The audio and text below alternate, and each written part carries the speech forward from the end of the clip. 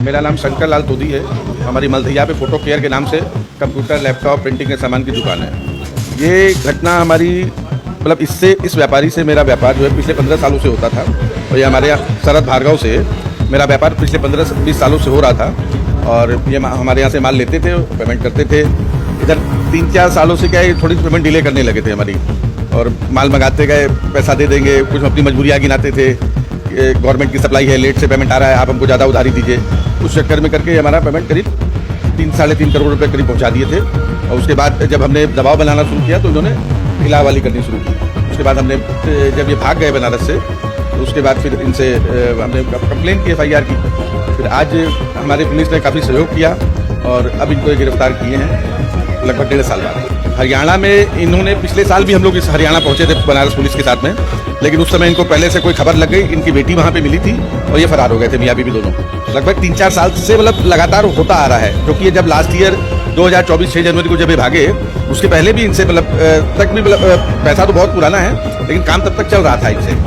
लेकिन ये पेमेंट में हिलावाली करने लगे तो पेमेंट डिले कर रहे थे। जब ये भाग गए बनारस से पिछले साल 6 जनवरी को, तब हमें पता चला और भी हमारे कई मित्रों से और कई व्यापारियों से पता चला कि कोई बोला हमारा भी बाकी है, किसी का 20 लाख, किसी का 15 लाख, 7 लाख। इस तरीके से हमको जानकारी मिली कि इन्होंने और भी जगह से पैसे रोक रखे लोगों के। हाँ, वहाँ लग्जरी लाइफ जी रहे थे, फर्स्ट क्लास फ्लैट लेके, गाड़ी घोड़ा लेके अपना 3 बच्चों के साथ रहते थे।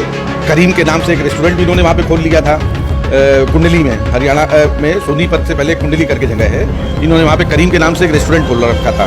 वो रेस्टोरेंट इन्होंने अपनी बेटी के नाम पे खोला हुआ है। एक्चुअल में व्यापारिक पैसा है हमारा भाई। माल ये बोलते थे बेसिकली कि ये गवर्नमेंट के सप्लायर हैं। BHU में, DLW में और भी पूर्वांचल में बड़ी बड़ी सरकारी संस्थाओं में इनकी सप्लाई थी। तो हमको यही बोला करते थे हमेशा कि भाई मेरी पेमेंट वहाँ से आने में डिले हो जाता है, 3 महीने 6 महीने सरकारी पेमेंट डूबेगी नहीं, लेकिन लेट होती है। इसलिए हमको विश्वास मिले कि हमसे उधार लेते गए। कि हम अब बनारस की पुलिस से यही उम्मीद करते हैं कि इनसे मेरा पैसा दिलवाएं। हम अब पुलिस से यही सहयोग चाहते हैं। जिसमें अलग अलग थानों पर इनके द्वारा मल्टीपल फ्रॉड्स किए गए और लगभग 7 करोड़ से ऊपर का इन्होंने व्यापारियों से फ्रॉड किया है, जिसमें अलग अलग मोडस ऑपरेंडी यूज़ करते हुए, जैसे किसी व्यापारी को ये बताते थे कि एक अच्छी प्रॉपर्टी सस्ते उसमें दिलवा देंगे, तो उसमें लगभग जैसे ये 1.5 करोड़ की प्रॉपर्टी है तो 80 लाख रुपए ले लिए और उसके बाद उस प्रॉपर्टी का बैनामा नहीं किया इनको और पैसे वापस नहीं किए।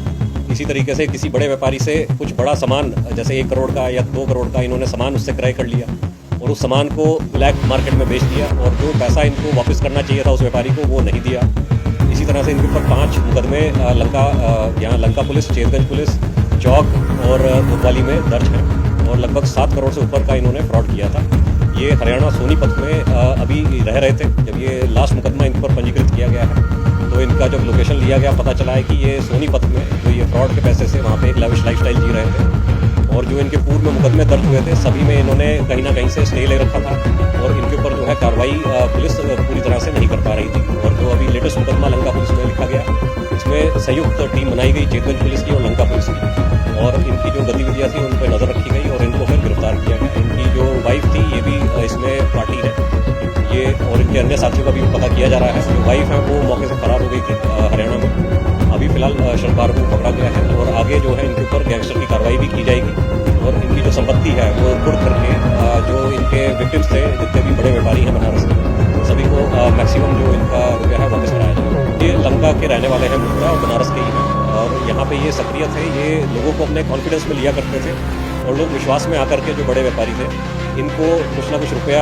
या तो लोन दे देते थे या किसी प्रलोभन में आकर के कि ज़मीन या कोई ऐसी प्रॉपर्टी इनको दिखा करके दे दिया करते थे और उसके बाद ये लोग वापस नहीं करते थे और बहाने करते थे, बहाने बनाते थे और FIR हो जाती थी यदि तो उसमें, क्योंकि जहाँ कहीं गिरफ्तारी होती थी तो उसमें ये बचने के लिए कोर्ट के सहारे से ये लोग अपना स्टे ले लेते थे और उसके बाद इन्होंने कहीं पे भी किसी भी व्यापारी का कोई भी पैसा वापस नहीं किया था, जिसके द्वारा बार बार कंप्लेंट पुलिस को मिल रही थी।